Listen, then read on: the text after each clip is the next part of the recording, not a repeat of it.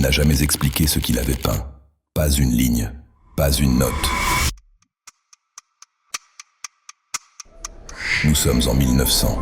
Ostende, Belgique. Léon Spiliert a 18 ans. Il est insomniaque chronique depuis l'enfance. Alors il arpentait les rues désertes la nuit cherchant l'inspiration en compagnie de la lune. Ce soir-là, il a dessiné ça. Une créature, corps d'homme jusqu'à la taille, jambes de bouc, 2 cornes qui surgissent du crâne. Elle avance dans un champ obscur sous une lumière lunaire qui n'a pas de source visible. Dans ses mains, une syrinx, la flûte de Pan. Elle joue, et regardez ce qui se passe autour d'elle. 4 chèvres. Elles gambadent, mais pas librement. Elles suivent. Elles sont dans le sillage de la musique comme aimantées par quelque chose qu'elles ne comprennent pas. L'une d'elles se dresse. Elle essaie de se tenir debout, comme lui, semblable à une créature qui tend vers quelque chose au-delà de sa nature.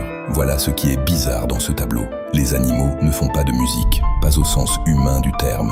Un oiseau chante par instinct, un loup hurle par signal. Mais composer, jouer, transformer le son en récit, c'est une capacité que l'être humain seul possède. C'est peut-être ça, la part divine qu'on porte, la capacité de créer du sens avec du bruit.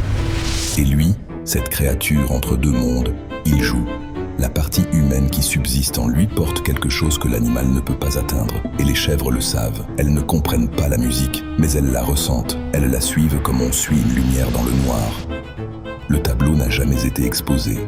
Il est aujourd'hui dans une collection privée. Personne ne peut le voir en vrai.